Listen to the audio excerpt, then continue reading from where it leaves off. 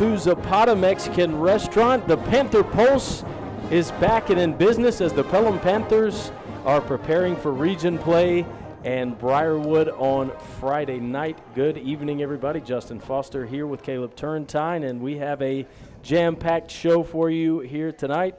Rachel Lovett and PHS Cheer stop by later on, as well as Dr. Emily Casey and Ben Elliott, who keep all of our athletes intact and healthy. And Caleb, off week, did you enjoy some time to watch some other football? Oh yeah, I watched a lot of football over the past few days. I enjoyed it nonstop, and now I guess we're going back to a couple weeks ago where we're starting to get back to Pelham football, I guess. But I'll try to remember and not talk about all the other football that we did watch. Plenty of football, college in full swing, NFL getting started Thursday night and this weekend. A lot of fantasy drafts going on, and but of utmost importance is our Pelham Panthers and Coach Mike Vickery back with us we'll spend a little time on the Oak Mountain game and then kind of talk the bye week. Coach, how you doing? Doing great. Great to be here. Fun night. Glad to see college football, high school football, and finally this coming with the NFL finally catch up with us, and we're ready to go. Most wonderful time of the year. Love it. And so we will kind of go back to the Oak Mountain game, back and forth ball game, 21-17.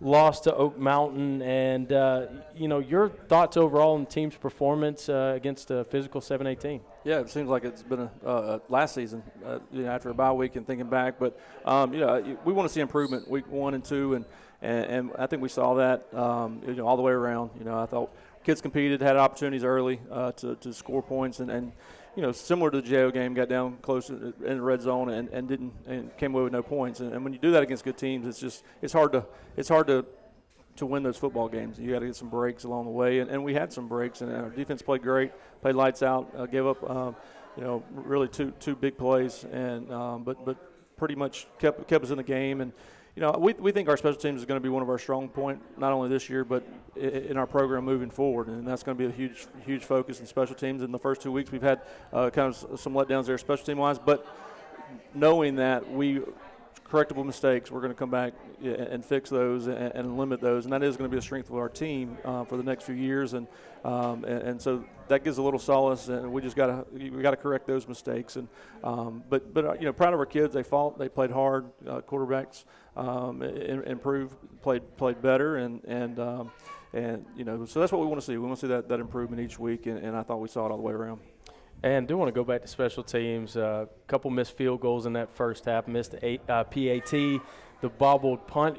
What goes into your decision making when you're seeing those struggles? We continue to go to it, and we did see a successful field goal in the second half. What goes through your mind to kind of keep guys' confidence in a game when they've had some struggles? Well, I think Jake Gardner is going to be, he's going to be a phenomenal kicker. These days, I don't really call them kickers; they have to be called specialists. So, but he's going to be a tremendous asset for us going forward. And as a young kid, you go through those ups and downs. It happens to everyone. One of the things, I think he was rushing a little bit. We slowed him down at halftime. Really talked to him about just slowing down and never lose confidence in him. And he does his job. He works hard at it. And we won't ever lose our confidence there. And he came back, made a huge kick later, and quite honestly, in the first half, we got to get touchdowns there. We should have been kicking extra points and instead of field goals there, and we just didn't. We didn't make a couple plays, and that's on me as a coach, as a play caller, to have us in a better situation there. But never lose confidence in Jake, and he's going to be a phenomenal player, and again, a tremendous asset, and he's going to work his way through it.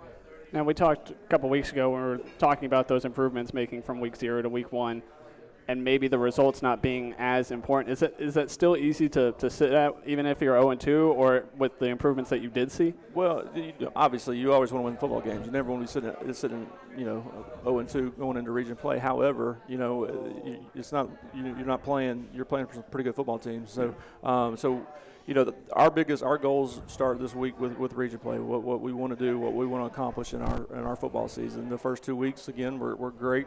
You want to win them, but you're not taking them for granted. You're not taking them lightly. That's not that you don't care about them, but we can't fix it. We can't go back. We got to fix the mistakes that we made as players and as coaches, and move on to region play in one of the tougher regions in the state. Clayton Maines goes first quarter to fourth, plays the entire game. How'd you feel about the way he played? Honestly, really wasn't planned that way. We were going to rotate them a little bit differently.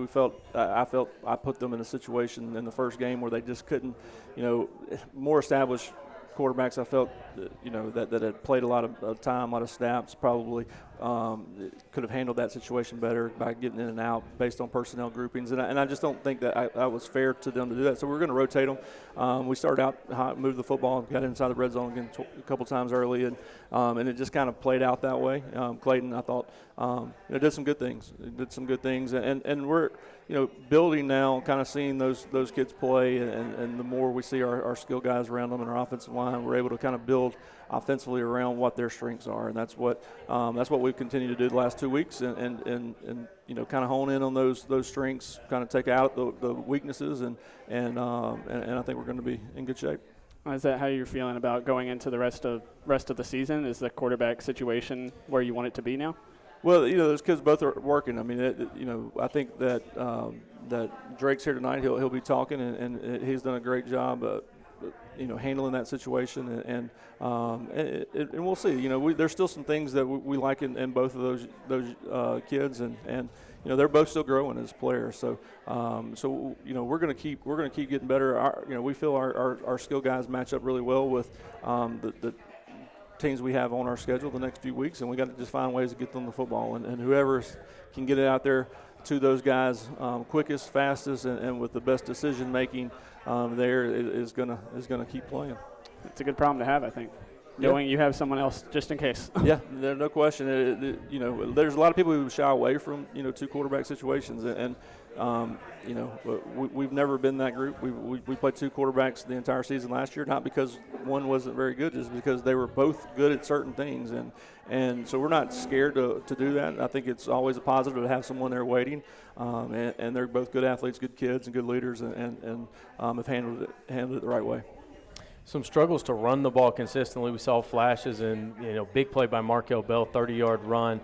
When you look at the film, what do you attribute that to, and kind of how do you make adjustments to get that run game going? Yeah, you're right. That's the biggest thing that we're having to really work on is trying to find run game that we're able to run the ball consistently with. And again, we're kind of building our program, building this team this year a little bit differently than probably some of mine in the past, and away from some of the physical run, trying to get the ball out on the edge a little bit more. Saw Markel come in with a nice little burst. Someone who didn't play in the first game was Will Magoo, who was one of the top 100-meter guys in the state of Alabama, and as a 10th grader last year in track, and he's a really he can really go. And so finding ways to get them involved on the edge to kind of soften things up in the middle. And we just got some young guys up front that are getting bigger, getting stronger. And right now we're going to try to find ways in which to kind of spread people out and run it, give them a little bit of breathing room inside. Is that kind of balance what you feel like is the key to getting y'all to finishing drives more?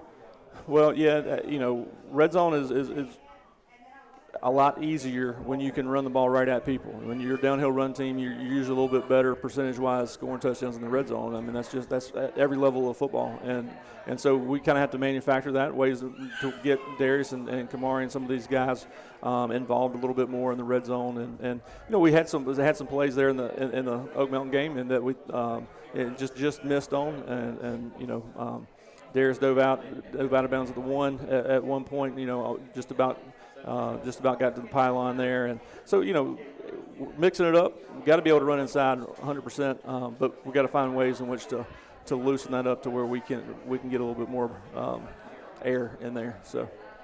Well, on the flip side, one of the most impressive defensive goal line stands there at the end of that first half. How big is that for the defense's confidence, and how much can that carry a defense on throughout the season? Well, it was huge. It was huge. Our defense coach did a great job, Coach Hall. The kind of the leader of that group, but they do a great job of getting guys emotionally involved and just bought into what we're doing, and it put them in a tough situation. That's the beauty of a non-region early game. You get put in that situation and you learn, hey, that sudden change happens, man, you got to stand up and keep us in the game, and they were able to do that. They played great all night. Had some turnovers. I think we won the turnover battle. One of a lot of the things that we should win and still win the game, and the defense was able to do that, and just really proud of what they are and where we are. We knew coming into the year they would play well early, and while our offense caught up a little bit, found themselves, and so far they've done that. Gave up 1 touchdown against Jo. Really gave up 2 scores, 2 touchdowns the other night that offense didn't help with. So really proud of that. There's a huge momentum swing at halftime, and very, very proud of what they were able to do. Yeah, I do want to move a little bit towards the bye week before we run out of time on this first segment. Bye week this early in the season is obviously different than what most teams are used to. How do you handle it? Because it's maybe not so much about giving them that rest that you want, during a normal bye week. What did it look like for you all this early? Well, for us, it actually came at a really good time. I thought, because we were able to get 2 games behind us where we could get a lot of really good reps with a bunch of different guys, offensively, defensively, and special teams, and we were able to kind of go back as coaches, really spend time on what we want us to be for the rest of the year, offensively and defensively, and then be able to implement that without being, worried so much about that next opponent, right off the bat. So we were able to do a lot of that last week. We got some guys that are coming up banged up this summer that had an opportunity to get healthy as well. So it's definitely different. We're not used to having a bye week that early, but I did think it came at a good time for us moving forward into region play. Is there any advantage to being the last team to start region play? You've already seen everyone play. 100%. We've seen coaches. We've been to every region opponent at this point. So we've seen every region team live, and that makes a big difference. We're able to see exactly what we need to be, where we think we match up well, and kind of what we need to where we need to kind of take our team this year. So that's been a big advantage, I think, and we'll take it, and we'll turn into that to a positive for sure. Well, we're going to talk a lot more about that upcoming opponent, Briarwood. It should be a good one coming up, and we'll talk with Coach to close out the show about the specifics of that matchup. Coming up, though, here from the Panther Pulse, we have several football players from the Panthers. Keon Brooks, Kamari Hollis, Ethan Hill, and Drake Hickox will join us right after the break. We are here at Zapata. Come on down, join us. It's a good atmosphere, and we got a great show coming up for you. We'll be right back with more on 93.3 The River. State Farm Insurance Agent Joseph Chambers is a proud supporter of 93.3 The River and all things Pelham. Joseph and his staff can take care of your home and auto insurance needs as well as life insurance. State Farm was recently ranked #1 by J.D. Power & Associates for life insurance customer satisfaction. Joseph's office is located in the Canyon Park Office Center. His number is 205-663-3276. Like a good neighbor, State Farm is there. The Army National Guard is committed to keeping the country safe and our communities secure. Composed of hundreds of thousands of citizen soldiers from all walks of life, the Guard is always ready to respond to local or national emergencies. We protect the homeland. We're always there when called upon, and in every state and territory, we stand guard for our communities. To learn more, log on to nationalguard.com. Sponsored by the Alabama Army National Guard. Aired by the Alabama Broadcasters Association and this station. Zapata Mexican Restaurant is a proud supporter of 93.3 The River. Zapata is a local, family-owned and operated business. Proud to have been a part of the Pelham area for more than 20 years. They have more than 100 authentic and delicious Mexican dishes to choose from. There's something for everyone, from salads to steak fajitas to chicken fingers. They also have excellent vegetarian options and a kid-friendly menu. Zapata Mexican Restaurant, where Valleydale meets Highway 31 in Pelham. Work is a part of all of us. Working drives us to push beyond what we thought was imaginable and allows us to come together again for the things that really matter. That's why the Alabama Department of Labor and the Alabama Career Center system is here to help you discover bigger opportunities than ever before. Visit your local career center or alabamaworks.alabama.gov. Funding provided by the USDOL, PTA, and Federal WIOA, and Equal Opportunity Employer Program. Auxiliary aids and services available upon request. Brought to you by this station and the Alabama Broadcasters Association. Back here at Zapata Mexican Restaurant for the Panther Pulse, and joining us now for Standout Panthers Senior Leadership We got offense and defense, and we'll start with defense first. We got Keon Brooks. We got Ethan Hill. Guys, how we doing? Good. Good. How about you? Good. And, well, we'll start with Ethan. And, I know you're a patient guy. You're a Timberwolves fan like me. I got to shout it out. I told you I would during the break. Only 2 Timberwolves fans at Pelham High School. But you kind of waited your turn with this defense and really had a standout game. 2 interceptions against Oak Mountain. Just talk us through that performance.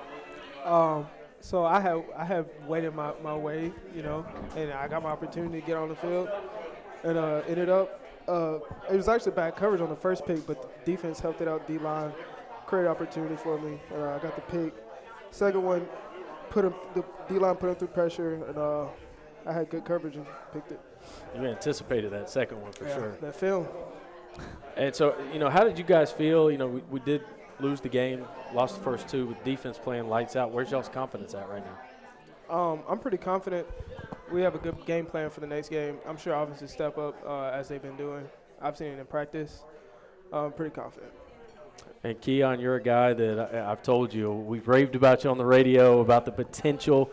It's no longer potential. We're actually seeing it on the field. Huge stop on that 4th down, and you've made a lot of impact plays in these first two games. I see the smile on your face. How's it feel to you?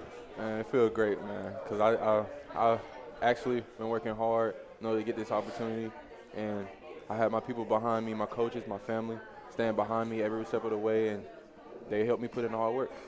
So how does those first 2 games, playing against some big teams, and obviously a 7A opponent last week, how does that prepare you all as a defense to, go against maybe, a little bit more even ground once you get to region play?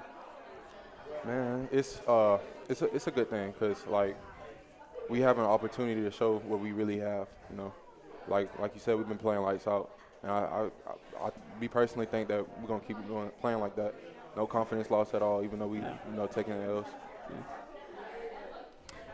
So Briarwood coming in, and we all know the lights are going to be on the QB1. And how do you guys – do you prepare any differently? Do you listen to kind of the extra buzz that you hear when you got a big-time recruit coming in like this? I know he's capable of. We've seen the film and stuff, but we're focusing on limiting his options and just forcing him to play outside his comfort zone. Yeah, we don't let the hype get to us, We stay in our circle, stay in our bubble, and we play like we've been playing. So there's nothing that makes you a little bit more motivated when you hear that stuff, or is it you have to stay even keel, not one way or the other? Stay Next even. man up. Stay even. So for you guys as seniors, what are some goals you have, for this team as we kind of head into region play? It's going to start mattering even more every single week. What are the goals you have for this team? I'm looking for us to just be undefeated in the region. Really look for that #1 seed in the playoffs.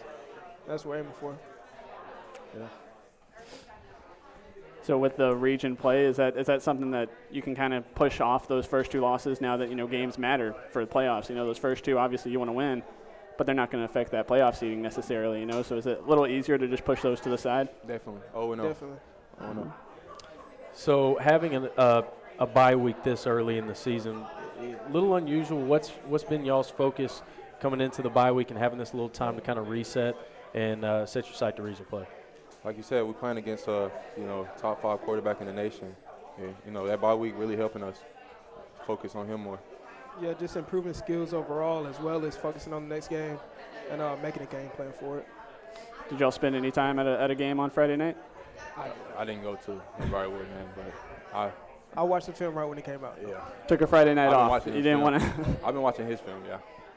Well, he gets all the hype for Briarwood. What other guys are you seeing, from a defensive standpoint, maybe from this offense that you feel like we really got a key in?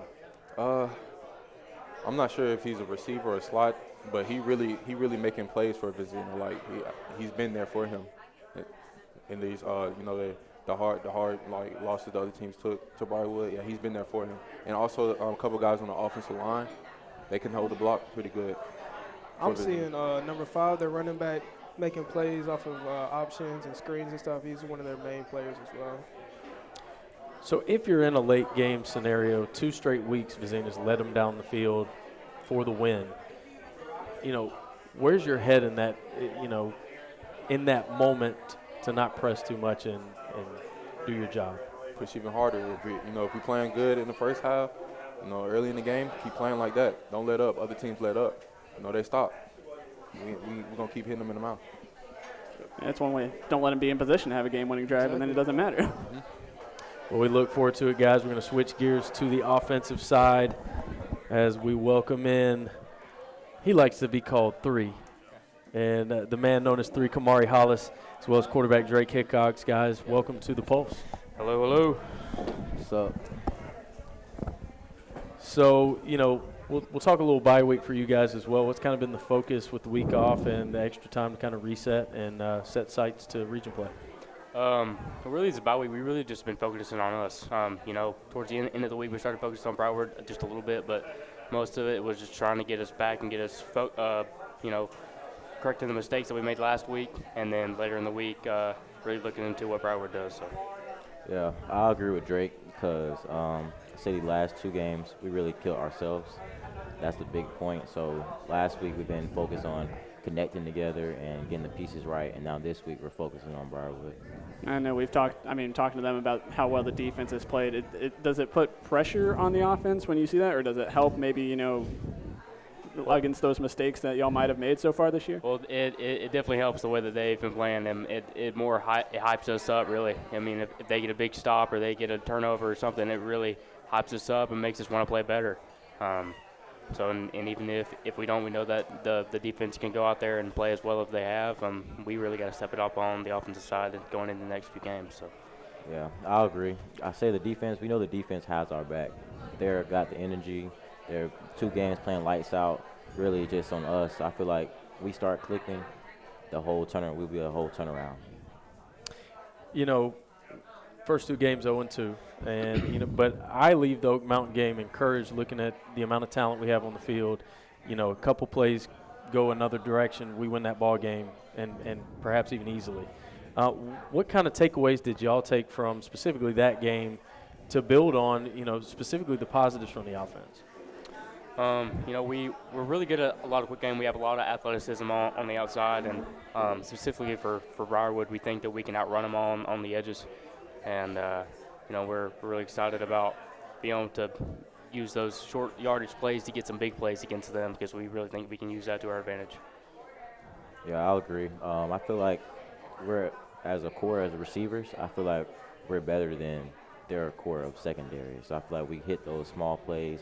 We can take one of those small plays to 5-yard gain to a 60-yard gain and not really change around the whole offense. Well, we talked about them obviously coming in with a 5-star quarterback, Clemson commit. How it might not, they want to stay even keel on the defensive side. But on y'all's offensive side, does it make y'all want to, get out there and show that, y'all are just as good, y'all can perform just as well? I agree, because he's a 5-star quarterback, so everyone's going to be coming to the game, watching him play, and we have a good defense, so it should be a good game. So I feel like on offense, if we should step up and show everyone what we've been working on this offseason and show them what we could be doing, I feel like it's going to help us a lot. Most definitely. I think what he said, there's going to be a lot of people there watching him specifically, and if we go out and light it up, it's going to put all the attention on us, so I think that'll be a good thing. As a quarterback, how do you kind of mentally prepare that knowing the guy on the other side has all this acclaim, all this hype? I mean, does it throw you off at all? Do you have to kind of reset your focus? Not really. We don't really focus on him. We focus on the defensive side of the ball, and we know our defense can handle him and whatever he's got coming. We just really focus on what we're supposed to do and what things to attack their defense. So. And now everyone's talking about rain on Friday. Yeah. How does that change things on offense? He's trying to maybe run the ball a little bit more, and nobody wants to let it try to make a throw in that. I'll say since the season started, we have a lot of practices. Rain, we've been in the rain practicing, so I feel like it really shouldn't show up in the game because we've been working on short game passes. So I feel like we should be all right.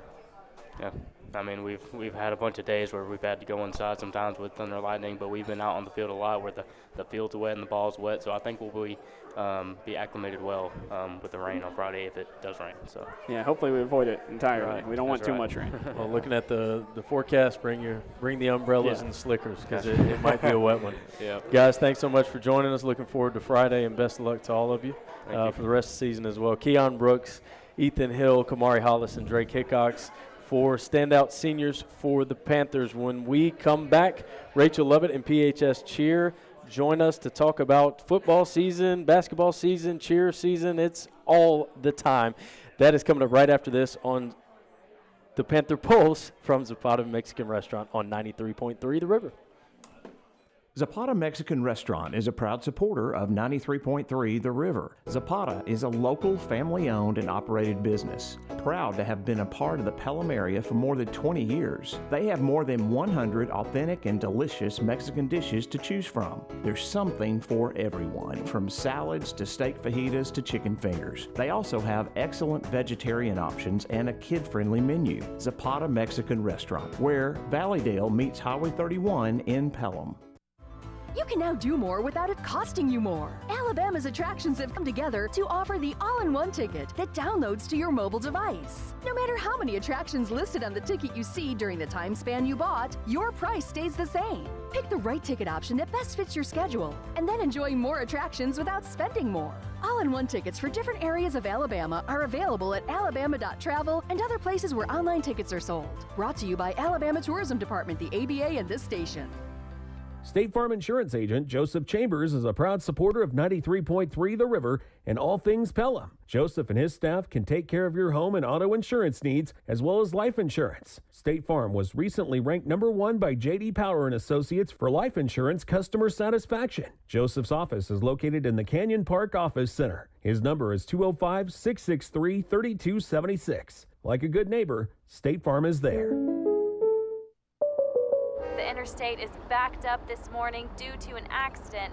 So you don't like sitting still on the interstate? Get the free Algo traffic app. With Algo, you'll have the information you need to avoid problems on your route, to work, to home. Traffic backups, wrecks, lane closures, all with current info and live traffic camera feeds. Know before you go with Algo Traffic, ALGO Traffic from the Alabama Department of Transportation. Get it today and arrive on time. Sponsored by LDOT, ABA, and this station. Back here from Zapata Mexican Restaurant, it is the Panther Pulse. Caleb, it's the Panther Pulse. Every Tuesday night here at Zapata during football season, joined now by Rachel Lovett and PHS Cheer. And Rachel, first of all, welcome, guys. Welcome to the Pulse. And Rachel, this is your first year in charge of, in that head role for PHS Cheer. What has the transition been like for you, and what does that adjustment look like? Yeah, it's been a really smooth transition. I've been on with the team for 5 years now, so it's just really exciting to step into the head role and be there on Friday nights. We're gearing up for competition season, so that's been exciting to take on the role and kind of make changes where I see fit. What some of those changes, how have they looked like so far for you? I mean, I know it's still early, but. Yeah, well, really just gearing up for competition. We've gotten with other coaches, and we're ordering a lot of new things. We've gotten new mats, new uniforms, new signs, so just bringing in new things for the program, and we're really excited to hopefully go to state and then head to nationals. So you've been with the JV group the last couple of years, and what differences do you have in this role? I mean, maybe more administrative type of stuff. Oh yeah, the administrative stuff, paperwork stuff. The most fun part is Friday nights. Definitely Friday nights, being there on the sidelines with the girls. I'm looking forward to basketball season as well, being the varsity coach. So you went to PHS. I did. How is it similar, and how is it different from when you were in school? Sure. When I was here, we were actually combined with Helena, so it was a good bit bigger. I like the size of our team, though. It's a close-knit team. I like that. I don't know. I like that. It's a little bit different, but it's better in my opinion. I'm closer with the girls, and just being in the program, I've seen them kind of go through it from the beginning. These seniors, I've had them all 4 years, so that's been a little bit different. But it's still the same. It's still the Pelham spirit. The crowds.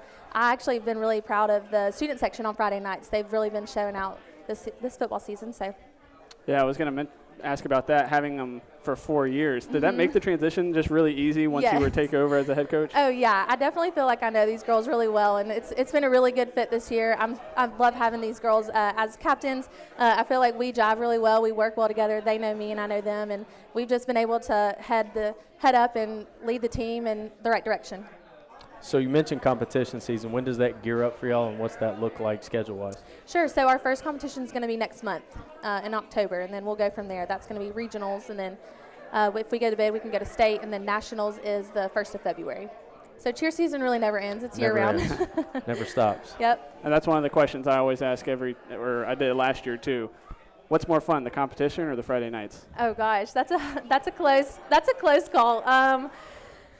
My girls really get to be the star of the show in competition, so that to me, I love seeing them shine. Right. Friday nights is they love to support and cheer on the team, but and they like being in that role. They're happy to be there, but I like to see them shine and be like the main show at competition. So what are some of your like long-term goals for the program as you continue to build?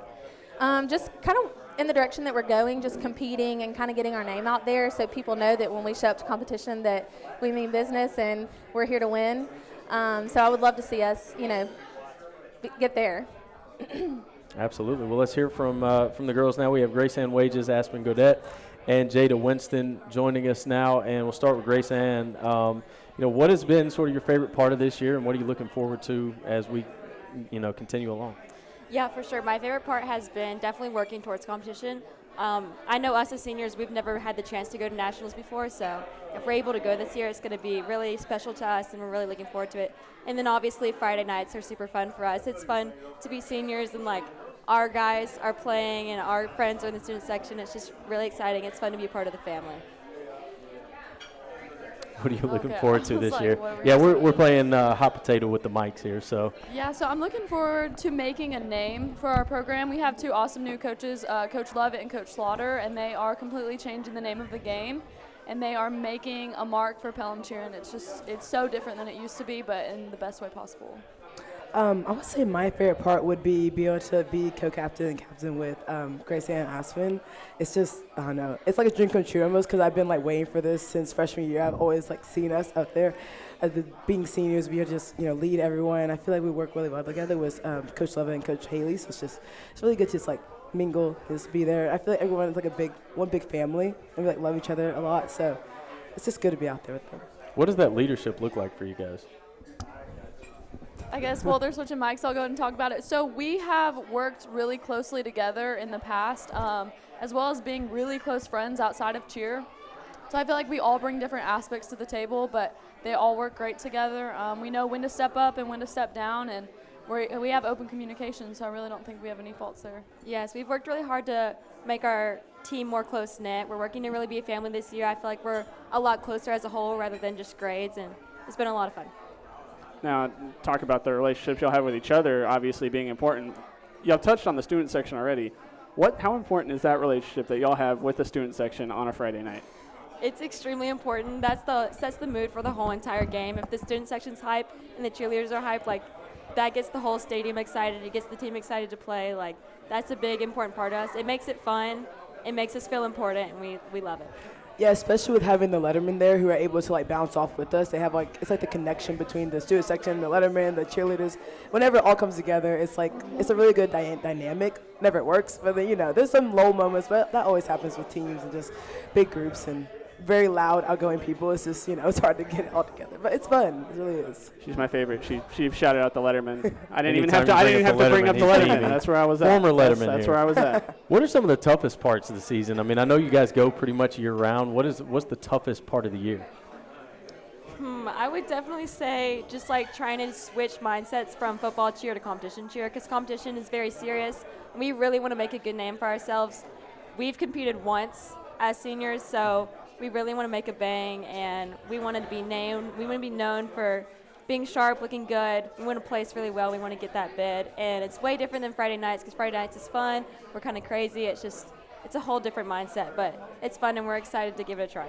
Especially with bouncing off of that, it's really hard to be able to get everyone on the same page, especially whenever it's football, you're there for footballs, but for cheer, it's you're kind of there for yourself, so you have to focus on different things and be able to make sure everyone's always giving 100%. That's always a difficult on every single team you're on.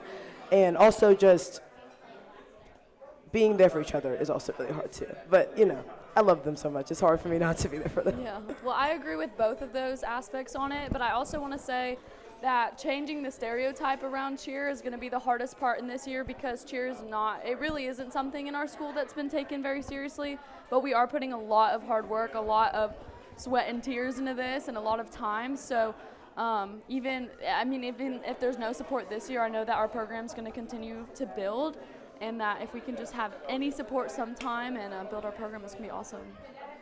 Now, I think we've talked about this past couple of weeks, but for y'all specifically, Friday nights should be looking much different than it has the past couple of years. Less restrictions. How has that been for y'all? Do y'all just feel completely relaxed now, not having to worry about that stuff? It's completely liberating, because it really is. I mean, having to cheer with a mask, I know we aren't the center of the show there, but we're there to support, and it's hard to give your energy to people when they can't see half of your face, and you can't put 100% into your performance. But even when COVID was a thing, our student section participated to their best ability. I think that's one of the best things about Pelham either way.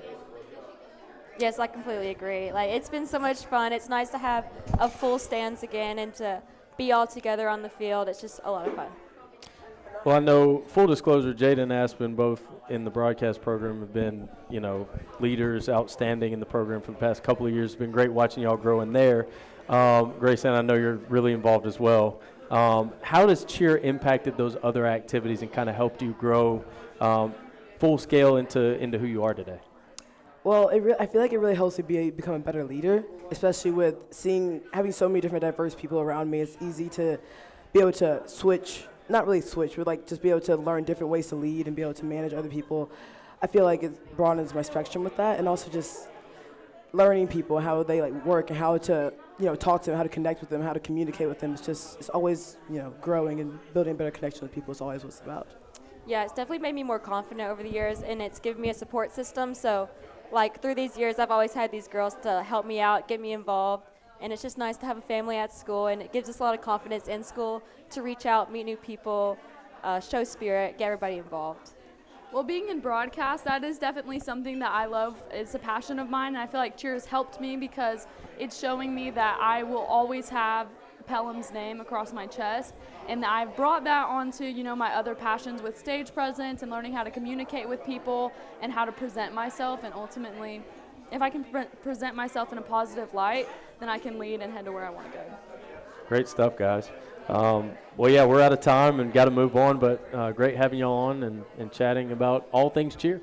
Well, thank you, guys. Thank you. Thank you. Absolutely. When we return, Dr. Emily Casey and Ben Elliott join us. We were talking all things training and keeping our athletes healthy. That is coming up from Zapata right here on 93.3 The River. Zapata Mexican Restaurant is a proud supporter of 93.3 The River. Zapata is a local, family-owned and operated business, proud to have been a part of the Pelham area for more than 20 years. They have more than 100 authentic and delicious Mexican dishes to choose from. There's something for everyone, from salads to steak fajitas to chicken fingers. They also have excellent vegetarian options and a kid-friendly menu. Zapata Mexican Restaurant, where Valleydale meets Highway 31 in Pelham. State Farm Insurance Agent Joseph Chambers is a proud supporter of 93.3 The River and all things Pelham. Joseph and his staff can take care of your home and auto insurance needs as well as life insurance. State Farm was recently ranked #1 by J.D. Power and Associates for life insurance customer satisfaction. Joseph's office is located in the Canyon Park Office Center. His number is 205-663-3276. Like a good neighbor, State Farm is there. Work is a part of all of us. We know that the world around us has changed, and that's why the Alabama Department of Labor is here to get you back to working hard. Work is a part of all of us. Let us help you get back to it by visiting your local career center or alabamaworks.alabama.gov.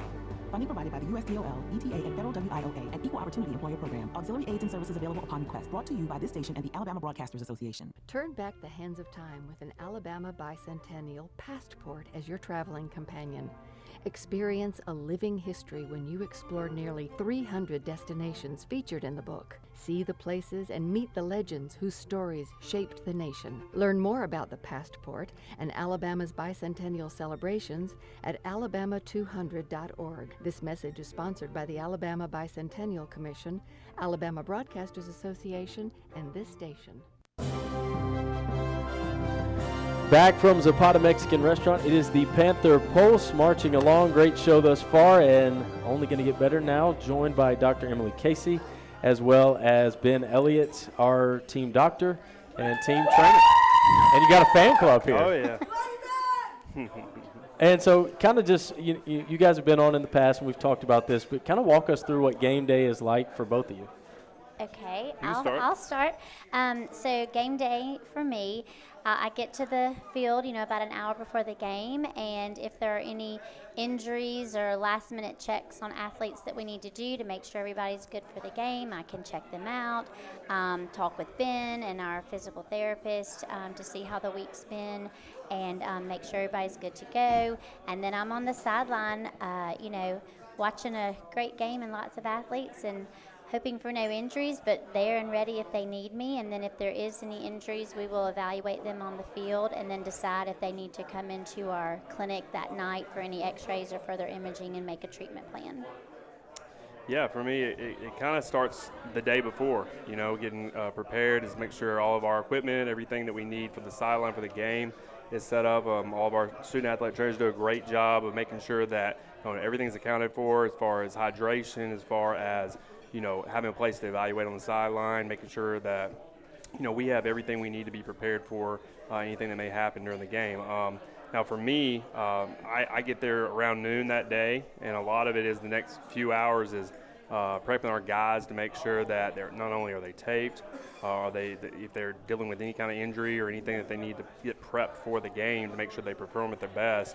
That we're in there being able to do their stretches or be able to do their rehab protocol, whatever the case may be. A lot of our guys have to have some kind of bracing in place as well if they're battling through injuries.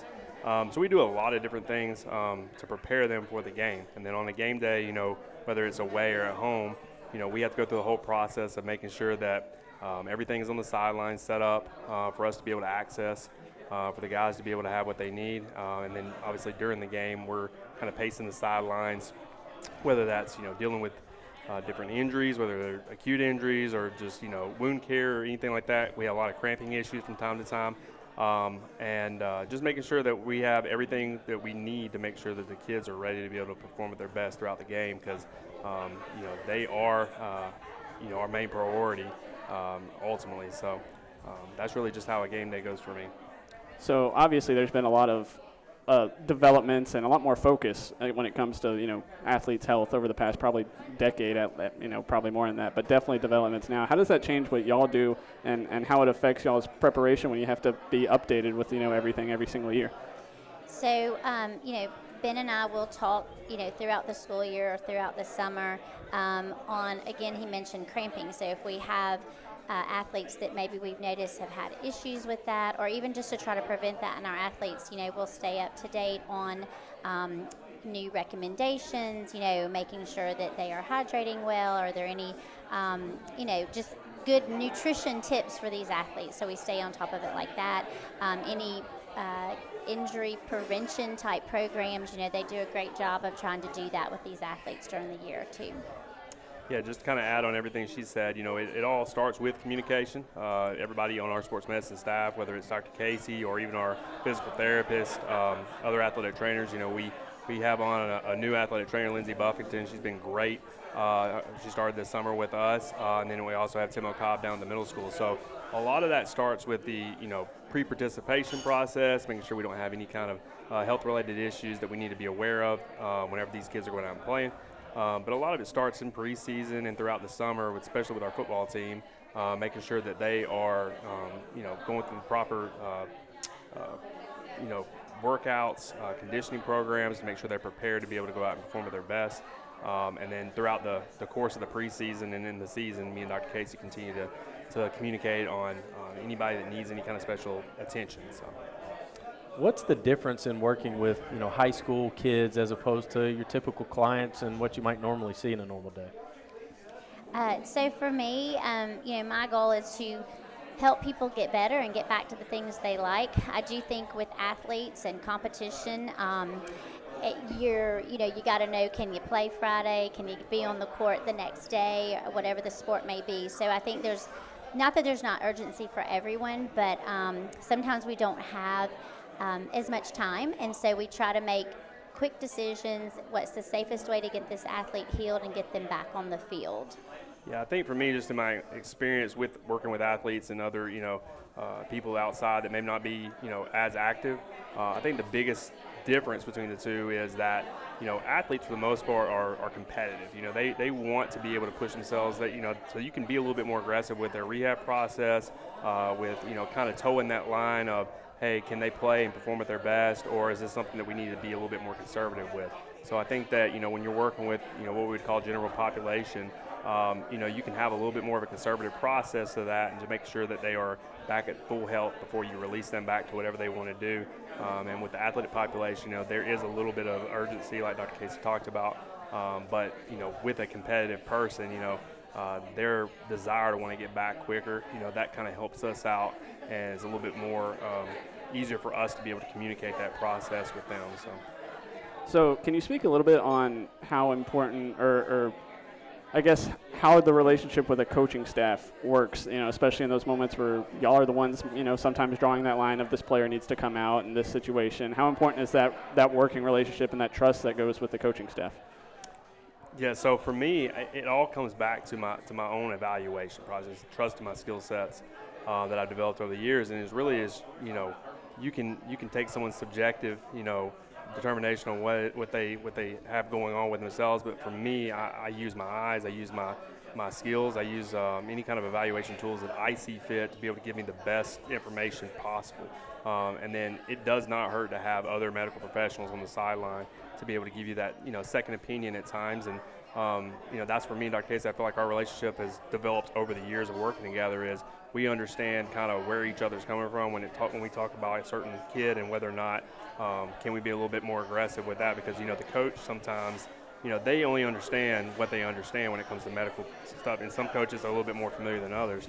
And I think even with Coach Vickery, we do a good job of making sure that, because he is knowledgeable on a lot of things just from his experience with coaching, that, give him the information he needs to order to, put together a game plan for Friday nights and everything like that.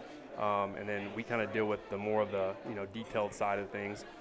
So for me personally, it's one of those things, knowing your coach, knowing your players, and, what's necessarily needed for that team and that coach at that time. And I would just add communication, which again, Ben and I have worked together for several years now, and so we have good communication and a good understanding of our athletes. And I think just communicating with the coach, this is the injury, this is the time it takes to heal, I think that helps the coach plan, and then there's just, it's a good working relationship. We know both of y'all kind of bleed the green and gold at this point. Dr. Casey, you went to Pelham. Yes. Ben, you've been at Pelham a while and certainly invested in these kids. How much do you kind of have to check your emotions at times? How much is your own emotion in these kids' well-being? And, when one of them goes down, how much do you have to kind of check that, personal emotion and connection to them? So, I was a cheerleader when I went to Pelham, so I love to cheer and I love to keep these guys and, girls in their sport and playing. But yes, I think number one, the athlete, their health and their safety comes first. So that's always something that we care about and we definitely put first. But, I love to get them back and as quickly as possible, as safely as possible, so that we can cheer them on and make sure Pelham is winning.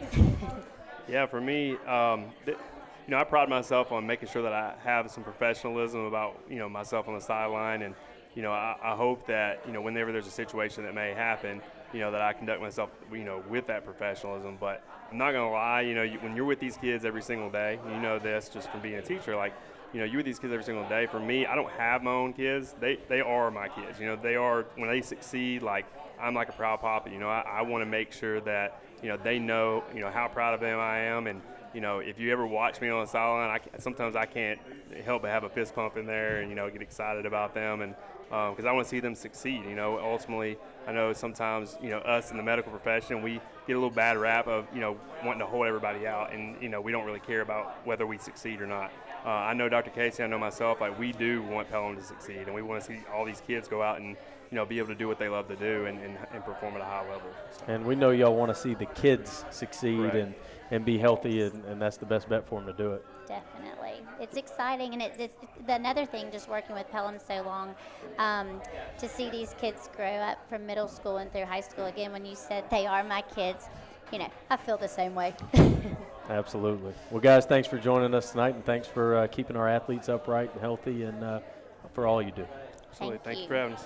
All right, when we return, we will wrap things up. Coach Vic is back to talk Briarwood, the region opener. That is coming up this Friday. Coach Vic's with us when we return right here on the Panther Pulse. Coach Nick Saban. Helping children is very important to Miss Terry and me. As parents, it saddens us to know that there are more than 5,000 children in foster care in Alabama. These children need loving, nurturing families to care for them. We ask you to join the team and become champions for children by opening your heart, opening your home, and becoming a foster or adoptive parent. For more information, call 1-866-4AL-KIDS. Sponsored by the Alabama Department of Human Resources, Alabama Broadcasters Association, and this station. Right now, it's a great time for anybody ready to get some real work done in Alabama. Whether you're somebody who needs to hire, somebody who wants to get hired, or a student who wants to know how to prepare to get hired, there's a new unified force for your success and a brighter future. It's time to get to work, Alabama. Alabama works. Sponsored by Alabama Works, the ADA, and this station. Visit alabamaworks.com.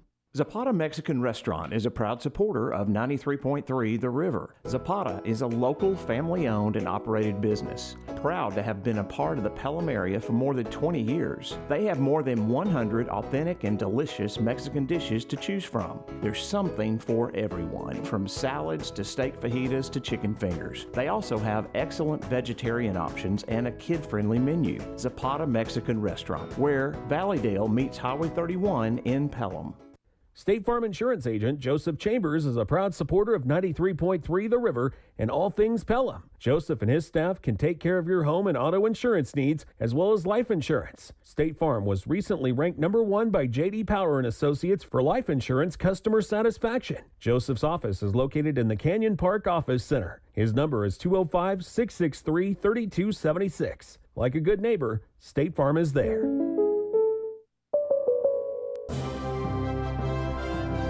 Back here from Zapata Mexican Restaurant, wrapping things up here, and Coach Vic back with us to talk the region opener, Briarwood, this Friday. Coach, you get some good food? Oh, yeah, it's great. Zapata does a great job. Glad they host us, and you can get full in a hurry.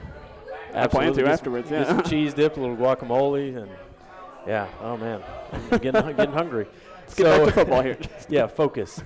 So, Coach, again, we talked to your guys about it. Region opponent, Vizina's getting certainly all the limelight. As a coaching staff, how do you kind of prepare for a guy like that and sort of the distraction that comes with a guy like that?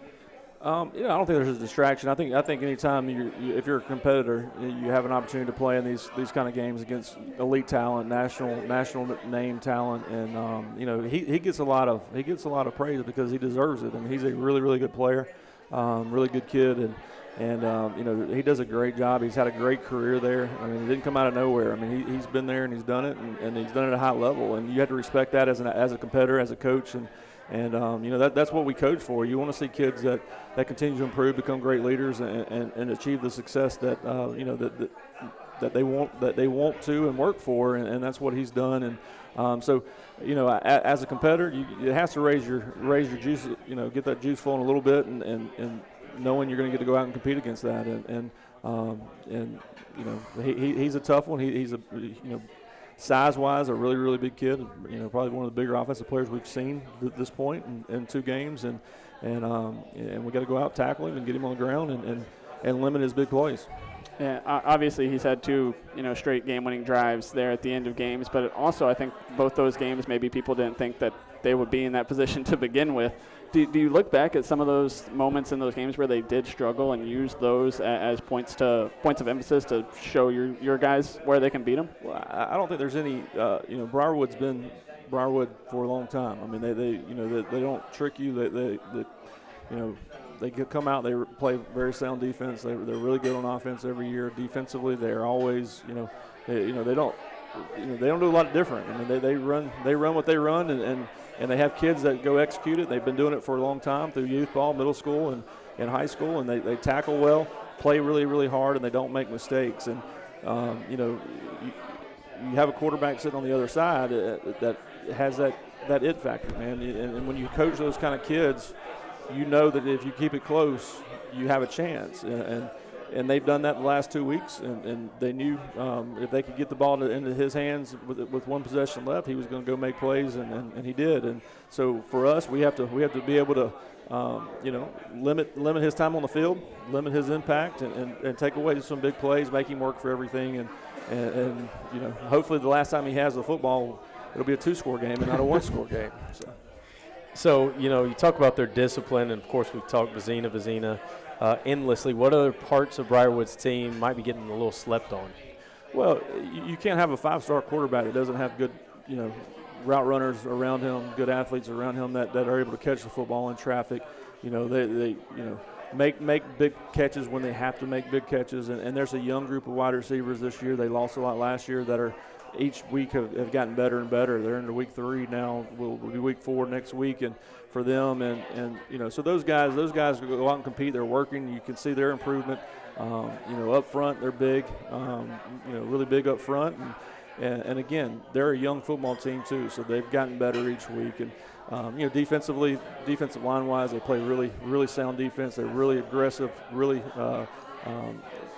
kids that just play above their head a little bit. You know, they're probably not the, you know, Division I FBS level defensive lineman looking bodies, but they play at that level. So our kids just have to match that intensity, go make plays when they have an opportunity to make plays, and again try to limit their big plays.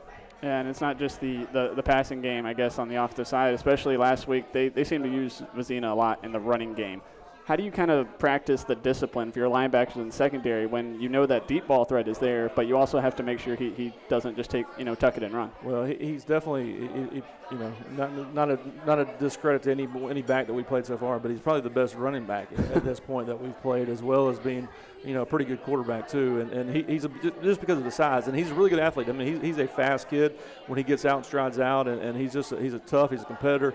You know, if he needs 2 yards, he's going to get 3 kind of kid. And so, you know, but I think what he does best is when things break down, when he's able to keep his eyes downfield, moves right, moves left, buys himself time, and he just has such a big arm and such a quick release that he can find guys from any arm angle all over the field that, you know, if you have any breakdown in secondary, when he extends those plays, he's gonna make a throw, and he can make it to anywhere on the field, and that's the scariest part about him.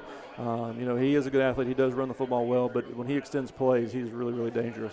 Yeah, and that deep ball, they go for it all the time. He might miss on several of them in a game, but they go for it a lot. How do you prepare your safeties for that kind of? Well, I mean, you just can't fall asleep. You got to stay back, and I think a lot of times, you know, and they're. If you have a kid that can throw it 55, 60 yards, rolling to his left, throwing back to his right, you know, you almost look at that as, hey, every once in a while you're going to make a mistake and throw one to the other team, and you know it's a 50-yard punt at that point. You know what I mean? So they'll take those chances, and you just have to know that as a secondary, you can't get sucked in, and even though he is a good runner, you can't come up and try to take that away if he gets outside the pocket, because he's going to find someone. Again, he has a special ability to throw the ball all different angles back. He does the things you teach quarterbacks not to do. Don't throw back across your body. Don't throw back across the field. Well, he does it, and he does it with great accuracy, and usually it's to his guys. Yeah, that touchdown pass he threw last week across his body was pretty impressive. Yeah. Well, we're going to talk a lot about Briarwood's quarterback. What do you want to see from our quarterbacks building upon the first 2 games as they're under the lights to open region play at Nebearden Stadium? Well, I think we saw some growth last week. You know, we got to continue to see them grow. You know, our biggest thing is decision making, quick decision making, getting the ball out to the right spots, to the right people, and to get the ball out in space. And you know, and Clayton, both of these guys, Drake are really good athletes. You know, they can run it too, and so they're going to be involved in the run game as well, and as a way to open up a little bit more from a run standpoint. So, you know, we want to see them manage the game a little bit better each week, and as the game slows down, that should happen. You know, just getting guys in the right spots, understanding what we're wanting to do, where the ball needs to go, and what they're reading each play is in the run game and in the throw game. So I think they're up to the challenge, and you know, but both of them will be ready to go on Friday. Is this one of those games that you're trying to maybe limit possessions, limit touches for a guy like Vizina, trying to maybe slow it down a little bit? Well, it's a game. I think that has to be in the back of your mind, depending on how the game is going. Right. I mean, if it becomes a shootout type game and scoring possession, going possession for possession, you just have to play. If it turns into a defensive struggle and it's a 14-3, 14-7 ball game, we have the ability to slow it down, grind it out a little bit, and try to keep them on the sideline. But we're going to go out, tempo, run our offense the way that we want to run it, and our goal is always to make defenses adjust to what we're doing. We haven't done a great job of that yet, but that's the goal and where we're going. We kind of talked about it from a fan perspective of looking at early scores from a season and trying to make sense of where those teams stack up. From a coaching perspective, how do you kind of assess those teams based on the scores? Is it a film-based thing? Do you look at last year at all? How do you kind of assess where a team's at? Well, we always look at scores, but with what's going on now, I mean, right, we saw some. I think our region's really there's a lot of parity there. I mean, any of the 7 teams in our region are very capable of beating any of the 7 every week. And going into it, Briarwood opened up with Clay. Clay's in a different stratosphere at this point, and than most of the other 6As right now. So you can't really take that. They battled against Chilton, who is a very much improved football team. And the Spain Park team, who Coach Vakakis has done a great job already, and moving in the right direction as well. And I think both of those games could have gone the other way. So we got to worry about ourselves, understanding that anyone can beat anyone at this point, and we got to go out every week for the next 8 straight with that mindset that hey, you got to play your best game, or you don't get the result that we want. So. Yeah, that anybody can beat anybody any given night actually probably means something this year. It's not just a coach speak thing. That's a real thing in this region right now. Yeah, there's no one with the next 8 games that you just walk out on the field and you're just better than. And that's not for Pelham. That's for any of us in this region. I mean, everyone's going to have to grind. Everyone's going to have to work for every win that they get, and that's what makes for a fun high school football season. Stressful one. Well, we're looking forward to a fun one and hope it's a Panther W on Friday night. That'll be Briarwood at home, Ned Bearden Stadium under the lights. Chris Vizina, the Clemson signee, and region play opening should be a lot of excitement. Yep, we're excited and hoping to have everyone out rooting these kids on and supporting high school football. You can listen to it right here on 93.3 The River.